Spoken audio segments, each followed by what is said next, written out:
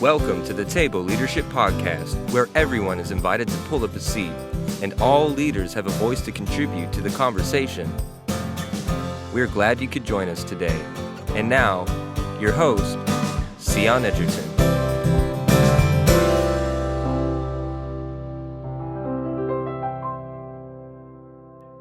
Okay. Oh, good. Perfect. Awesome. Well, we will just dive right in. What's your mug say? My mug says Dunn Brothers Coffee, Arden Hills. Ah, okay. Yeah. Gotcha. Is that a local coffee shop? Yeah, it's like I think it's more regional than local. Okay. Like the Minnesota thing. Cool. Yeah. Cool.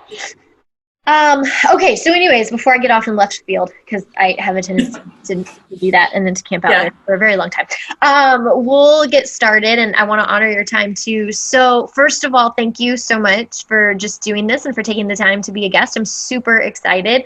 I know we did back and forth a little bit about kind of what you had on your heart to talk about, and I am just over the moon excited for what you have to say, because I think it's so necessary and relevant and timely. But first, before we get into all of that, we'll just start with introductions. So just kind of let everybody know, who you are, where you're from, what you do, all that good stuff.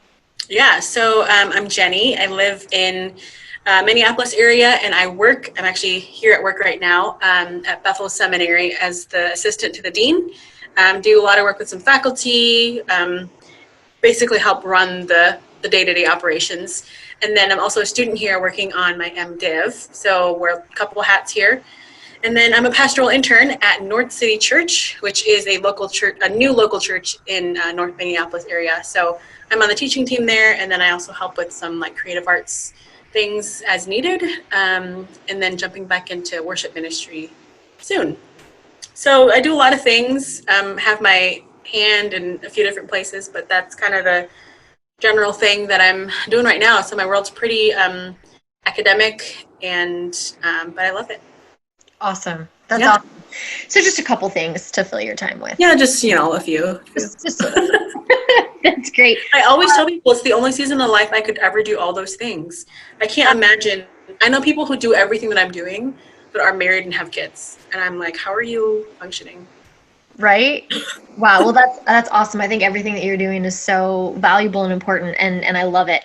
And so we're super glad to have you here today. So the first thing that I have to ask you, and this is what I ask everybody, because of course my two great loves in life are, and I say this every week, food and leadership. So if we were gathering a group of leaders around the table, which I know is not foreign to you, it's a huge part of what you do often, but if we were not virtual and we were actually gathering people around a table to invest and pour into them, first and foremost, what would you be feeding us? That's an easy answer. Okay. I'd be making you Hmong food, and I feel like I often tell people the way that I describe Hmong food is that it's like the most loved family member of most Hmong families. It doesn't make sense if it's not there. And but specifically, I'd be making. There's not a direct translation into English, but there is. It's called in Hmong. It's called pho gao. But it's kind of like the Hmong version of a crepe. Okay. So it's like a rice flour based. Mix, and it actually looks like milk that you put on the stove, and then you fry it, you flip it over, and you put ground pork, green onion, and cilantro in it. That's like ultimate favorite comfort food for me. So I wish I could have a more holistic, balanced meal, but that's kind of what I'd want to feed people. Yeah, it sounds amazing. Yeah. Trying new things. So if you could, kind of Italian food, we have an idea of what that means. American food, we have an idea of what that means. Yep. If you could kind of conceptualize for us, Hmong food, what does that kind of consist of? Yeah, Hmong food. So Hmong people we don't have our own country. And so in a lot of ways, we've created our own food based on the historically where we've been in different parts of the world in our history. So China, Laos, Thailand, Vietnam, all these. I think I often think of it, and maybe I'm biased, is that we have taken kind of the best parts of food in those places and made it our own. In a lot of ways, our food is actually a little bit more simplistic, but Yeah, so I don't know if that's a category, but that's the way that I explain it to people. And it's kind of the best of a lot of worlds when it comes to Asian food. Awesome. And so who taught you how to cook? Oh, my mom. Yeah, I mean, not just my mom. It was a lot of like anytime big family events were around, I was helping out with little things, and so some of it was just by watching and then trying to replicate, and then eventually being able to replicate. Yeah. So do you get a lot of requests from friends? Are there certain things that you make that people just want all the time? It's those roll. To the English speakers, I call them white rolls. What I just talked about. And so anytime I make those are a big request often. I have my own version of Hmong egg rolls. Mm-hmm. And if you've ever eaten an egg roll at a Vietnamese or Thai restaurant, it's pretty close to that. The big difference is that there's these noodles in it that make it a little bit different than others. So I think those two things. Like one time I made, we had like a faculty staff potluck at work, and there's maybe 15 of us, and I made 75 egg rolls. Oh my God. And they were all gone by the end of the day. Yeah. So they're definitely a staple now in a lot of friend groups. People requesting it, wanting it. Yep.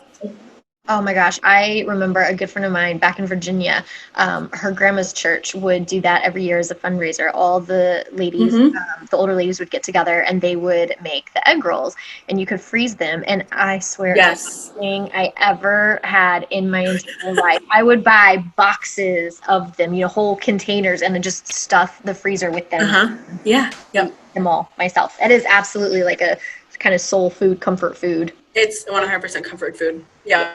So good. That's awesome. All right. Well, now that I'm super hungry. I know, right? Happens. I this is the question that I start with, and then, we're 10 minutes into a podcast, and I'm like, oh my gosh, I'm so starving right now. So I probably need to change my icebreaker question. It's not good for me personally. Or just have snacks by you as you're doing it, Yes. That's, you know what? That's my ultimate dream and goal one day for the Table podcast is that instead of doing virtual interviews, we're doing live interviews and we get to share a meal together. Oh yeah, that'd be the best. And the guests. I would love to make you Hmong food someday. Oh, next time I'm in Minnesota. Yes. Sure. In the summertime, of course, because the whole. I'm also going to move my laptop, so don't be alarmed. Okay. All right. So down to the real meat of the conversation. Yeah. Not that the food isn't important because we all know that Jesus loves to gather people around a table and break bread. Yeah. But aside from amazing Hmong food, what is it that you feel like in this season that you bring to the leadership table? Yeah, I feel like a lot of places in my life, I feel like anything right now feels like a leadership opportunity for me. Mm-hmm. I'm stepping into a season where it feels like I've found what I'm most passionate about. And I know that changes, but I think right now what it is actually a lot of the table concept, kind of the hospitality of the table, not just what you bring to it, but who you bring to the table. Yeah. And so some of it is, I don't know how that translates necessarily into leadership. It's definitely also a season of leading by example, not necessarily by title or vocation per se. Mm-hmm. And so I think that changes the way that I feel like I bring things to the table. But right now, I think one of the biggest things is an Asian American woman's voice. Yeah. And, Asian American Christian woman, those are 4 very loaded things. Mm-hmm. And so putting those together, I think, just creates a space for people a space and a perspective that's not better or worse, just, I think, needed. Mm-hmm. The same way that all voices are needed at the table in order to see a more holistic picture of what God intends for us as his people. I think that's what I bring. And I think Asian Americans are kind of in a moment right now where we're finally realizing, and not finally, we're in a more public way able to use our voices. And so I think for me right now, it's a matter of actually coming up to the table and using the voice. Yeah. Yeah. And so in that whole journey of actually coming to the table, realizing that you have a place at the table and you have a voice and you have something to contribute. Mm-hmm. What were some of the I guess, roadblocks, and how did you work past them? I guess right now what I'm thinking about is I'm thinking about the person listening who says, oh my gosh, I don't even know if I have a seat at the table and I'd love to, but where do I even begin? And so how would you kind of mentor somebody through that journey? Yeah, I mean, I think the first thing is even before you're looking for a seat at the table or trying to figure out which table to sit at, I think to even just find some like sense of self, meaning how do you understand your own ethnic journey? How do you understand your own identity as an Asian American person? For me, it's more specifically a Hmong American woman, and so there's that added element of culture. But I think in general, Asian Americans are kind of grouped into this one category, which is a social construct. But in reality, there's so many intricate details to who I am as a Hmong woman. But I think to start is, okay, how do I understand myself as an Asian American person? And how do I sense my voice existing in the world of people who are welcoming my voice? And then unfortunately needing to also understand, okay, how has the Asian American voice either been silenced? How have certain narratives been put on us that we never gave to ourselves? Needing to kind of deconstruct what is really true about who you are and who I am as an Asian American woman. And I think for me personally, one of the barriers was just that I didn't realize that I had that I was kind of letting external narratives tell me the truth, or I was letting external narratives tell me who I was. Yeah. Certain stereotypes that I would maybe see to be true in certain places, I assumed was also true of me. Or, I would hear about microaggressions, and I would wonder, like, oh, I haven't actually personally experienced some of those things. And so I assumed to myself, like, even though I haven't been the recipient of microaggressions, it happens to other people. And so how will I respond to that, even though I have not personally experienced that? What is my place and my role at the table for those who have been the recipients? And I don't like to use the word victim, but who have been a part of receiving or been on the receiving end of those microaggressions. And if anything, me coming to the table is not about me coming to the table. It's about representing. And I know that I can't represent all of Asian America, but I think it is I want my voice to be heard. It's that I want to come to the table so that Asian American voices, whether mine or those who come after me and alongside me, that their voices would be heard as well. Yeah. And so as you were in this process of deconstructing and discovering, was that something that was sort of like a you and Jesus moment, or was this done in community? I mean, it was definitely both. I'm trying to remember the exact timing, but I would say the most pivotal moment for me in this whole journey was summer 2018 when Crazy Rich Asians came out. And so I have a background in film. I have a film degree, have been always really passionate about it, and have believed in it as like just a really good way, or just a really beautiful way to bring goodness and kindness into the world. I know that a lot of films don't bring that, or that they're misunderstood, and thus people don't see those films as that. But I think I just have this visual and this picture that God has a very specific place for the film industry to bring the kingdom. Mm-hmm. And I have my theological understanding of what it looks like to bring the kingdom is that it doesn't just have to be Christians that do it. If we're all created in the image of God, we all have the ability to be like God. And so whether or not people know it or believe it, they have the ability to usher in the kingdom. And so people might disagree with that theologically, and that's fine. But I think Hollywood, for better or for worse, ultimately has a similar mission as the church. And so all that said, when Crazy Rich Asians came out, I had all this stuff about film in my mind. And it was the first time that in my adult life that I had ever seen an all Asian cast in a major movie in the theater. And it told a contemporary story of an Asian American girl. And kept thinking like, no, I'm not crazy rich, and I hope I'm not just crazy. And but she was this girl who was like, she's a professor at NYU, she's dating this guy, and she goes to meet his parents or his mom, and she doesn't understand, like, okay, what are the cultural, like, I'm Asian and I'm an American, but I was born in China but grew up in America, and I don't understand how I exist in either world. And it's, I mean, in general, it's just a really good chick flick. But I walked out of this movie just feeling really like emotional, and I kept thinking, I don't think it's just because it was all Asians. Like, I don't know what's going on in me. And reflecting back, there's this line in the movie where Nick, who is the guy in the movie, he's talking to his mom. They're in Singapore, and his mom, so Nick, born in Singapore, living in New York, go back to visit their parents.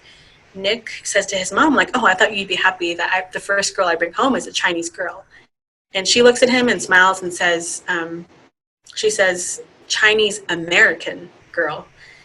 And just that distinguishing factor, I was like, oh, that's so simple.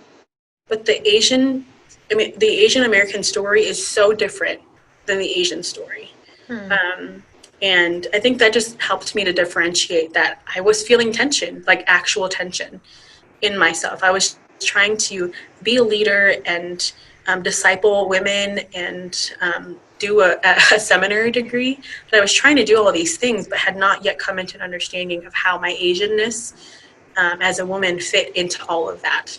And the movie helped me. Honestly, I think for the first time, it kind of opened up the door for me to, I don't think it even opened up the door. I feel like I finally kicked down the door of whatever barriers were there holding me back from really pursuing leadership as an Asian woman. I think before that, I felt like I had to come to the table as others needed me to be. I'm also a 2 in the Enneagram, so there's that. And so, yeah, I think there's just this sense for me that coming to the table and helping to break down barriers, a lot of it is pioneering for me. Yeah, absolutely. And I think what's the important thing that you bring up, because it's really easy, something that I hear really often in, like, I just, to generalize, I'll say, the white culture is that, oh, but we're all just children of God, and that identity comes first. I'm like, okay, yes, we are, but this good and wise and discerning creative God created us in all of these very different ways. It's like not talking about gender differences because, oh, well, we're all children of God. Like, yeah, okay, but the fact that I'm a woman means something, and that means something to the kingdom, and it means something to God, and therefore our cultural and ethnic identity also means something. And so can you talk a little bit about just the importance of and the value to the kingdom of our ethnic identity? Yep. So if you read through Ephesians, Paul in chapter 2 talks to his audience. It's clear that both Gentiles, so Gentile is non-Jew, so it was either you're a Jew or you're anything else.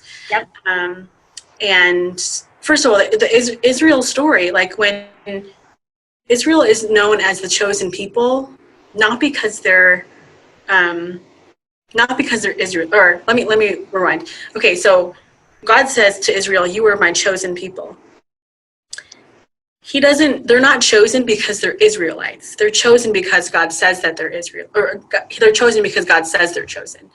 And because of that, everything about them matters, their ethnicity included.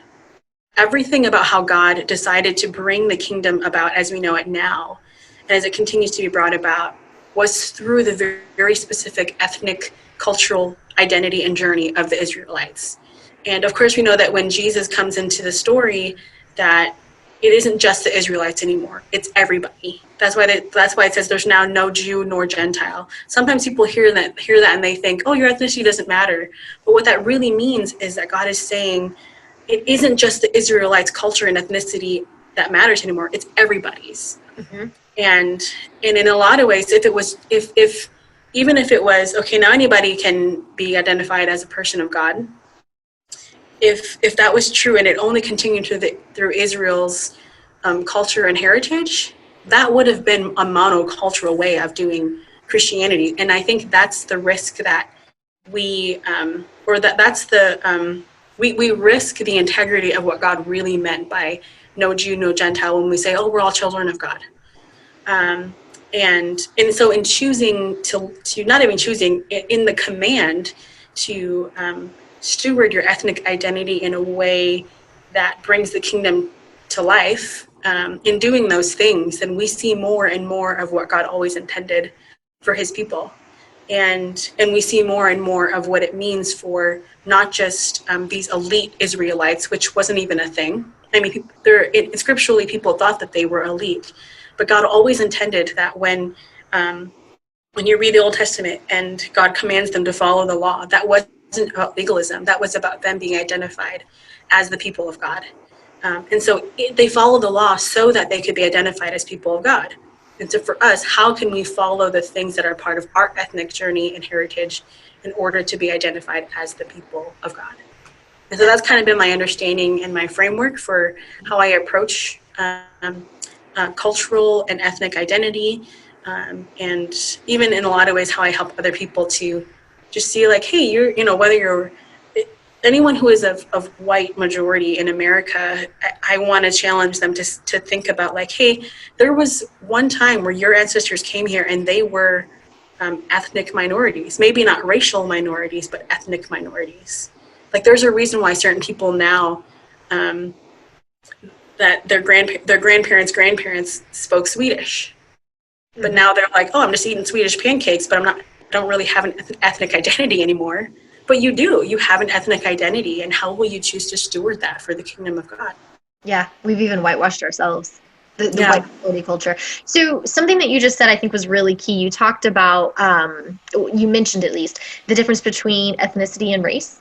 Mm-hmm. And I think that's a distinction that, at least maybe in majority culture, isn't made very often, because you do just kind of tend to broad brushstroke everything. So can you just, I know it's a very basic thing, but I think for some people it's super critical. Can you talk a little bit about the difference between ethnicity and race? Yeah, so I mean, a lot of this actually just comes down to vocabulary. If you open up the dictionary and look up nationality, race, ethnicity, and culture, they will be related but different. So nationality, where were you born? Ethnicity, what is your who do you identify yourself with? Whether that's by what you look like, or cultural norms. Ethnicity is really about yes, it is about where you were born, but it's about the kind of the core of who your people are. And so nationally, my nationality, I'm an American. My ethnicity is Hmong. But my race is really more of I'm Asian. It's a kind of color your skin type thing that was like a system that was created in order to identify people for like a census. I don't know. So race is about like your biological, what you look like. I don't know, that's not an eloquent way of saying it, but that's ultimately what it is. And then so race is a biological thing. Ethnicity is more about who you are, how you identify yourself. I would say ethnicity and culture are more closely related. Ethnicity is the part where you differentiate between different race. So in the Asian culture, anyone who's Asian, Chinese, Japanese, Korean, Hmong, what have you, we all fit into the Asian category. Our ethnicities are all those specific things. That's good. And I love too what you said about that everybody has an ethnic journey. And I think so often, especially for white majority culture, we think, well, ethnicity, to use the term ethnic as anybody that's not white, but I have an ethnic journey, and there's a significance to that, and there's a beauty to it, and there's also lament to it, but not digging into our ethnic journeys is I think we miss a lot of the fullness. We do. And when we don't have all, like you said, everybody has a voice to share, everybody has something to add to the story of God that's being written throughout the scope of humanity. And so we're missing something when all of those voices and ethnicities aren't there. I love the distinction that you made about the passage in Ephesians, where he says there's no longer Jew nor Gentile, didn't mean that, okay, race, culture, ethnicity doesn't matter anymore. What he meant was, no, we're all welcomed in, we're all invited in, and it all matters, and therefore let's bring it all to the table. And so when you think about a world, a culture, a kingdom that doesn't include the Asian American or Asian expression and experience, what do we miss out on? What are some of the things, culturally, just the understanding of an expression of God that we don't get in its fullness when we aren't being intentional to include every voice? Yeah. The first thing that I think of is that most Asian cultures function in an honor-shame culture.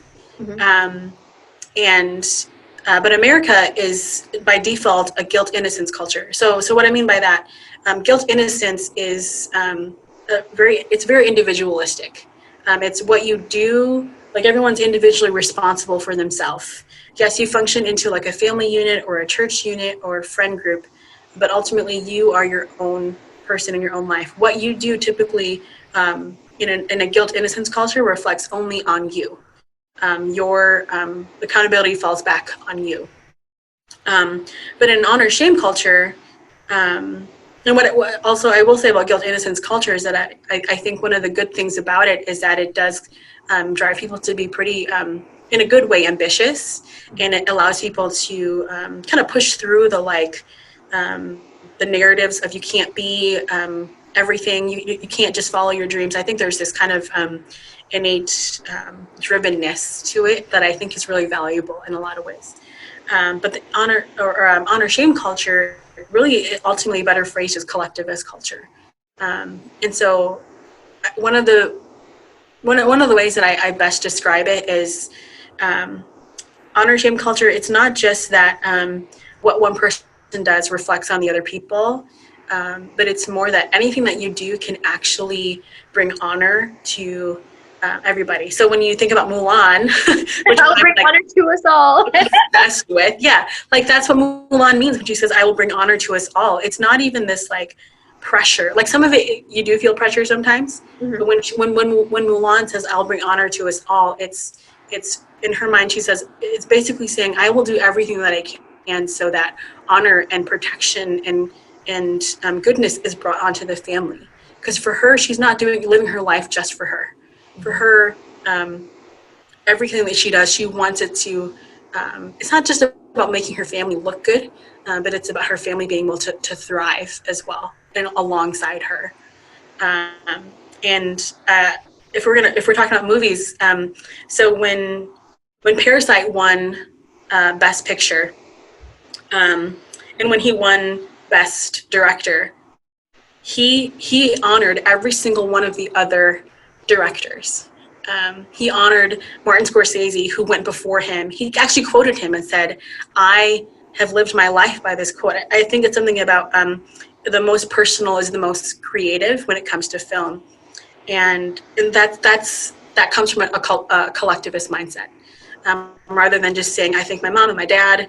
It's we all, even though I'm the one that won this Oscar, we actually all really did this together. And so that's the heart of collectivist culture. And when you read the Bible, honestly, everybody lives in a collectivist culture. It's actually normal in the Bible to live in an honor-shame culture. And so I think in American Christianity, we actually need to be the ones to be contextualizing from our culture into honor. Or when we read the Bible, we need to contextualize. And sometimes that's why it becomes difficult to contextualize, because it feels like, well, I should just really be responsible for my own discipleship, or my faith is my own, and I don't talk about it. I think that statement, "My faith is my own and I don't talk about it," comes from an individualist culture. So there's nothing inherently good or bad about honor-shame culture or guilt-innocence culture. It's a matter of how you choose to exercise your own life and your own identity in those cultures. Yeah. And we miss so much. We miss the fullness when our only experience has been that which we were brought up in. I mean, I feel super honored that my family, just, being military and with my dad's government job, we just moved around a lot, and they've been overseas. And so, we've done stints of time in Africa and Europe, and being in all of these different countries and on all of these different continents, and worshiping with different groups of people and communing and breaking bread in different cultures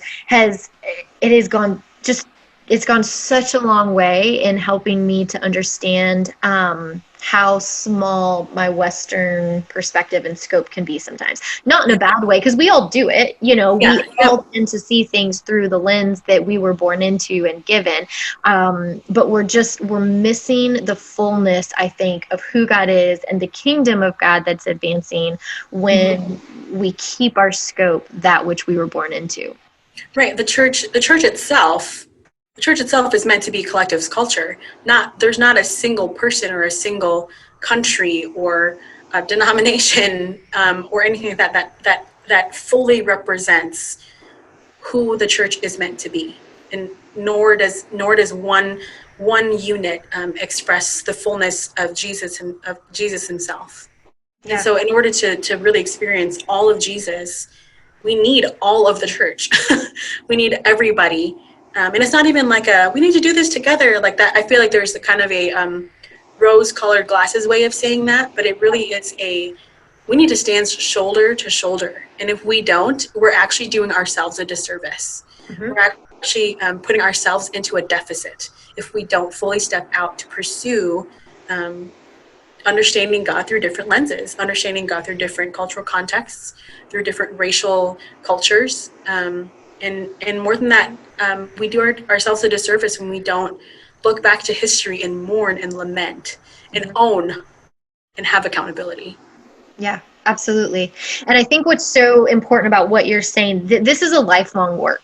The work of learning and growing and deeply entwining our lives with the lives of those around us, especially who are different from us, and embedding our experiences one with the other. I think the danger, and you and I texted a little bit about this, is diversity is such a buzzword right now, right? Like everybody wants diversity on their staff and diversity on their teams and all of that.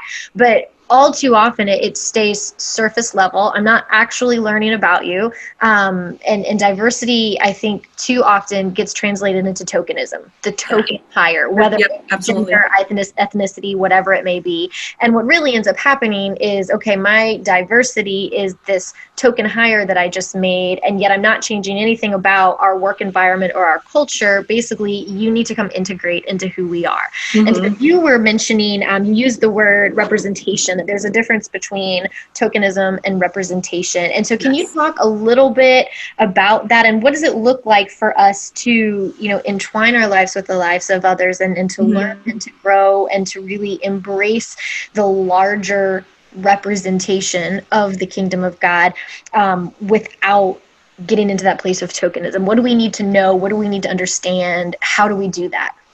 Yeah, I would say, I think one of the first signs of tokenism is that it's about appearance, and it's about a quota and meeting certain, or like checking off marks.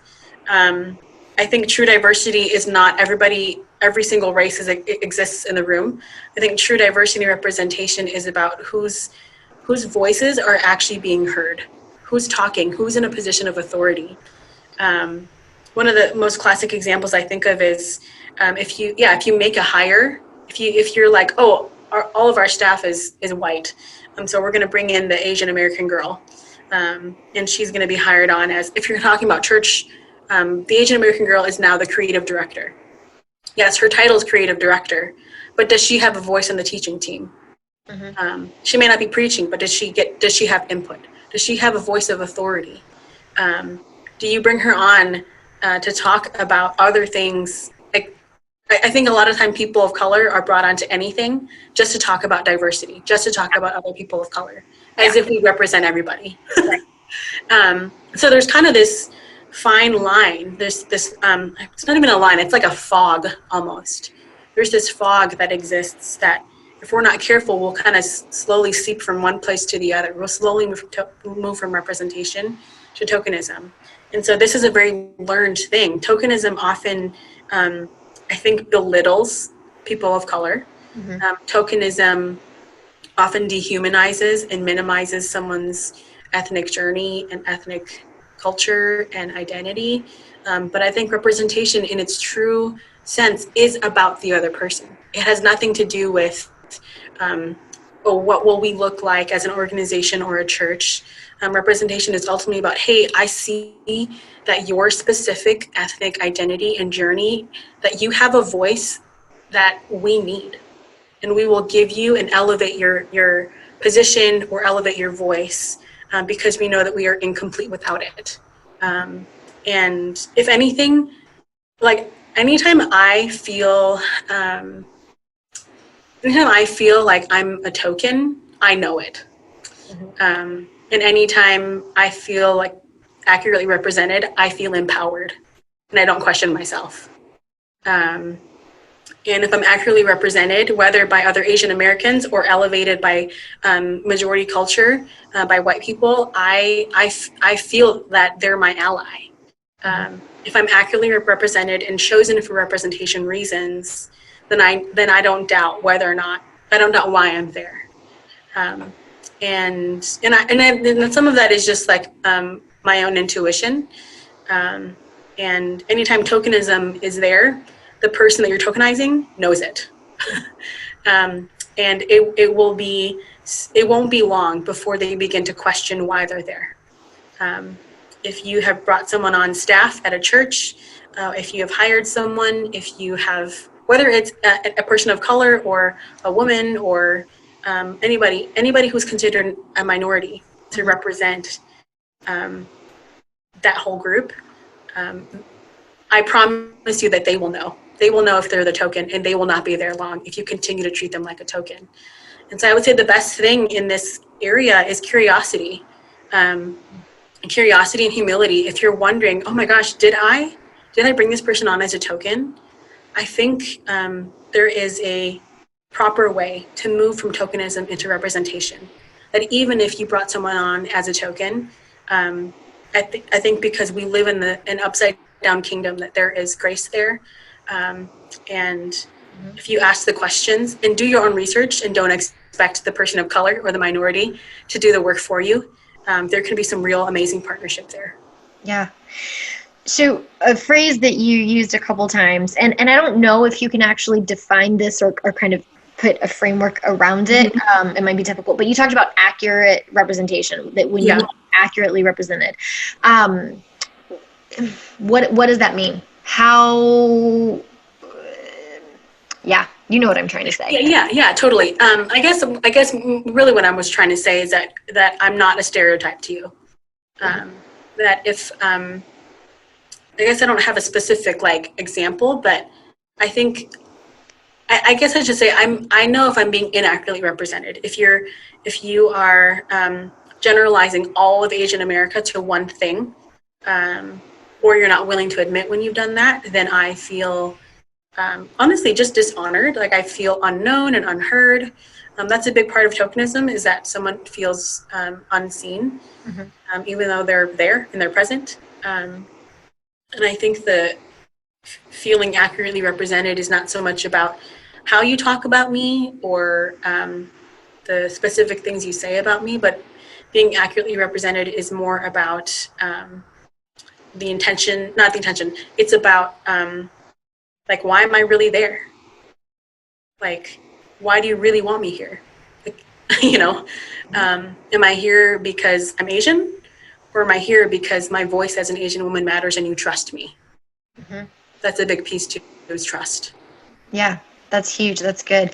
And it's, I know it's not easy work. I mean, I don't care if we're talking about a staff full of men that brings on a woman, or we're talking about a majority culture staff that finally brings on a minority, but the whole culture has to change. And I think one of the things that was so valuable to me are my former lead pastor, boss, mentor person.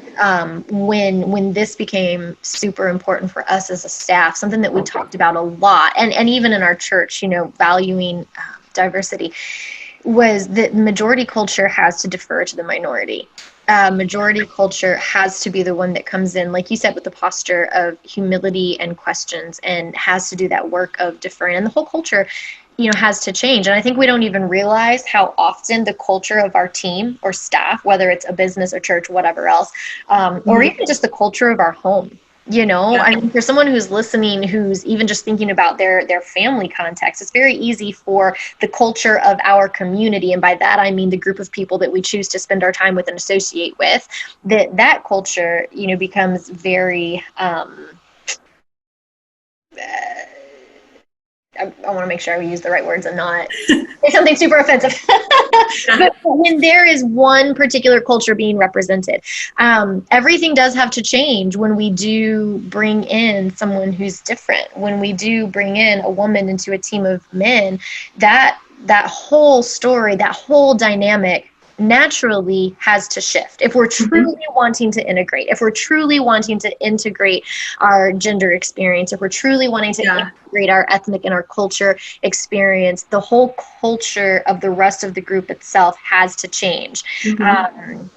And so anyways, it's not easy work, but it's so necessary and it's so valuable. And I know someone who's been part of staffs that operated in that, it absolutely was transformative for me. I mean, it changed the way that I looked at so many things, and it even changed some of my theology. And totally critical. And so one of the other things that I wanted to kind of talk to you about is, what does it look like? Because I'm assuming that because you've reached this place of self-awareness and identity and all of that, that you are in spaces, hopefully, where you are feeling accurately represented, that you know that you're not a token hire. And so I think one of the things that we have to be careful of, I think, is, like you said, that don't rely on the one person of color or minority or woman or whatever on your team to do all of the educating.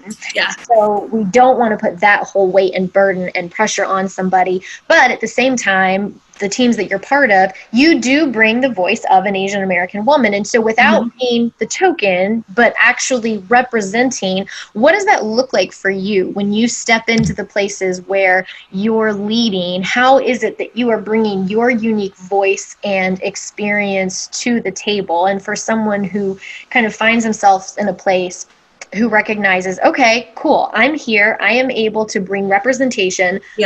How do I go about doing that in a way that's good and wise and healthy for me? What does that look like?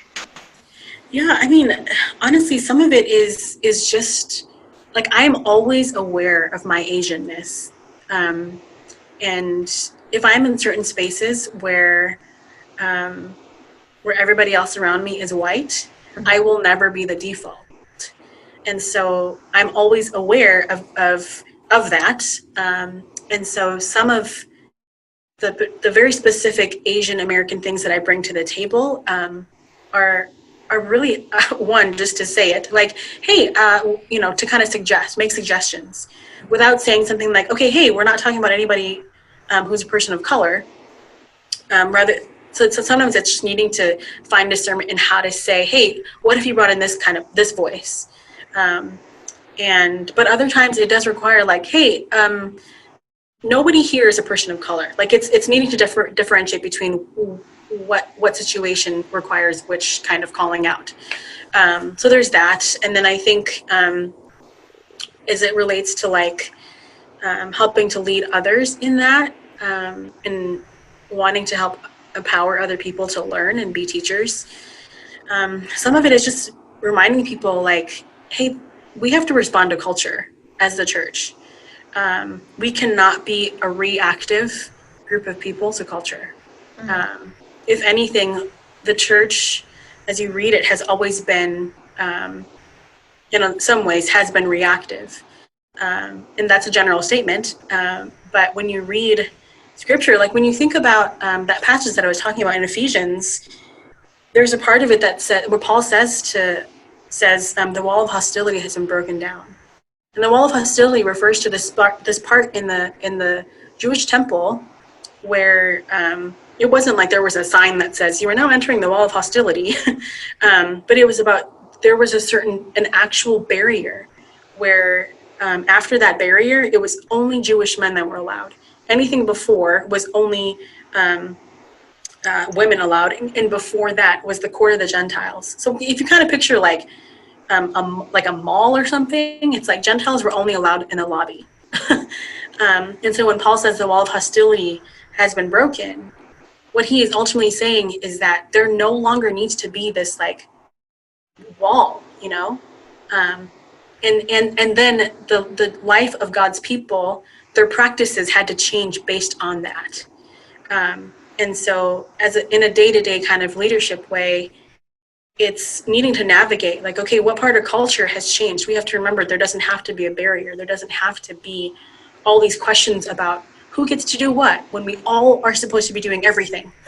You know, like, yes, there is a place for like gifts and what people are good at, but that's not what I'm talking about here. What I'm talking about is that the identity of God's people, every single one of us, no matter what we look like, is the same, but how we choose to express that will be different. And so at a leadership table, and it's only being expressed in one way, what does it look like to be an advocate for others? And I think that's also ultimately what it comes down to, is that for me, having an Asian American voice is not just about advocating for other Asian Americans. It's about I live in the day-to-day filter of my culture is not the default, and other people, and that's what privilege is all about. They don't realize that they are the default. And so I have just come to understand my voice as a more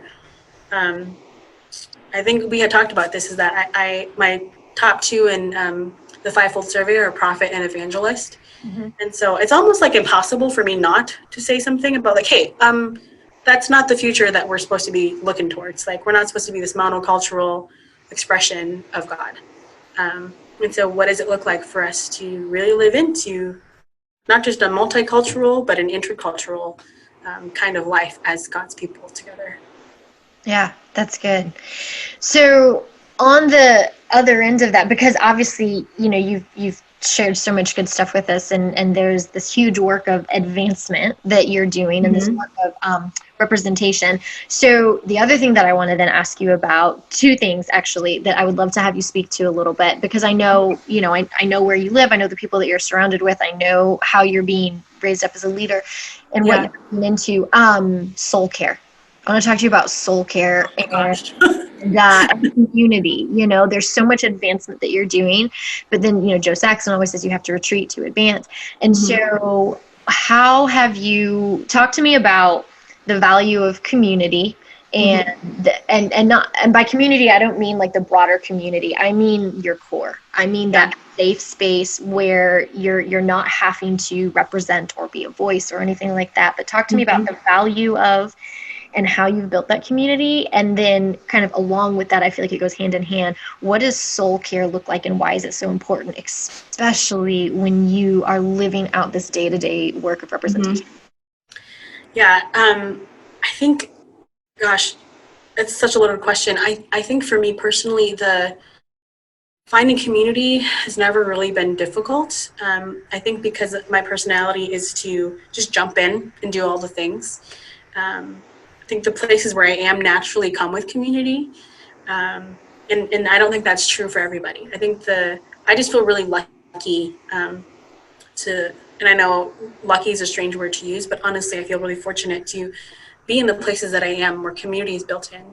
And there have been different seasons of my life where I thought to myself, like when I first realized that I was being called to be a pastor, I was like, oh my gosh, how do I do that? You know?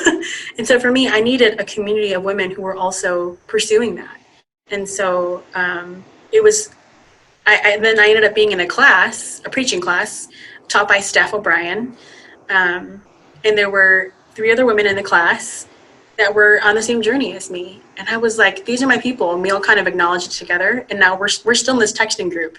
And every once in a while, when one of us, reads an article or experiences something just kind of annoying as it relates to being a woman in leadership, we text each other, and we have this understanding now that when we text each other, it's not so much, hey, I'm looking for advice. It's more, I just need to say this out loud, because if I don't know what I'm going to say to someone else. So it's not even, it's a venting space, but it's also I know that these women, because they're doing what I am doing, we are in it together. And they won't let me stay annoyed. They won't let me just stay in this place of frustration. That our relationship really is more about being productive in moving past, and not even moving past, moving away from the lies that are told about us as a woman in ministry, and moving towards truth. And I think that's true of other areas of my life too. Right now, the most prominent community that I have just like craved is other Asian women, and I would say a lot of the Asian women around me in leadership, it's more like distance relationships right now. And really briefly, I'll just share, I just got back this was a couple weekends ago, I got back from Vivian Mabuni's event, a live podcast recording. Her podcast is called Someday It's Here. Everybody should listen to it, shameless plug. But she recorded one live, and it was for Asian American women, and we were out in California, and there was this one moment during worship where I was standing in the back, and I kept thinking to myself, wait, is this really the first time I've been in a room of Asian American Christian women voices? Mm-hmm. I literally kept thinking like, no, this can't be the first time, but it really was. And it took me like 5 seconds into worship before I was just like bawling, because for me it was like, I feel like I can breathe. And I think soul care is a lot about breathing. Yeah. Sometimes like you do need to physically breathe because you feel anxious, but other times it's like, where do you feel like you can go to exhale, where you don't have to have a filter, where you don't have to explain yourself. And I don't have one community where I do all of that with. Mm-hmm. I think not one community can feed you in all ways. Mm-hmm. I think, and that's just my personality maybe, but I have different pockets of communities where I know that I can go to receive and I don't have to give, and vice versa. And I think as a 2, as an Enneagram 2, I do this weird thing where when I know that I need soul care, kind of like a day-to-day kind of soul care, and I need someone to ask me how I'm doing, I'm too afraid to be needy. And so I do this dumb thing where I'll text somebody who I know will ask me how I'm doing. I'll text somebody and I'll say, hey, how are you? I was just thinking about you and wanted to check in. But in reality, I'm asking how you're doing so you ask me how I am so I can vent. So soul care for me has been just like not being afraid to say, hey, I'm like just needing some space, needing to go to happy hour and have some fun and laugh. And so there's kind of the practical things of soul care, and then there's the where can you exhale? Where can I breathe? Mm-hmm. That's good. That's so good. And I think, to prioritizing those spaces. I talk to a lot of leaders who can actually identify safe people, safe spaces, safe practices for them for soul care, but it's not actually happening. They have them, but it's not being prioritized because of all the demands of leadership. Yeah, and the work that we do, it feels so huge and important. The work of leadership, the work of being a woman in a space where I feel like our voices need to be represented. It's like, how do I ever lay that mantle down? The work of being an Asian American woman in spaces that need representation. How do you ever lay that down so that you can just go be and exhale? But like you said, it's so critical. Mm-hmm. So, yeah, absolutely. This has been hugely beneficial. I have learned. I'm so glad. Yeah, thank you so much for taking the time, especially taking the time away from work and all the amazing things that you're doing, just to share with us and to share so vulnerably. And I think there's so much of value that you shared, but also just really, really good, healthy challenge in the midst of all of that stuff that I know I'm going to chew on, and I'm sure everyone else will too. So just on behalf of everybody, I just really want to thank you for this, Jenny. Yeah, thanks for having me. This was really fun. Good. I enjoyed it too. Thanks for listening to the Table Leadership Podcast. Be sure to check out the show notes for links to the resources that were discussed at the table today and to connect with today's guest. Remember to subscribe to the Table Podcast and follow along on social media at The Table Leadership. Visit thetableleadership.com to learn more about current courses and coaching opportunities. And finally, you can connect with me, your host, at CyonEdgerton.com or on social media at CyonEdgerton. I look forward to the next time that you pull up a seat at the table.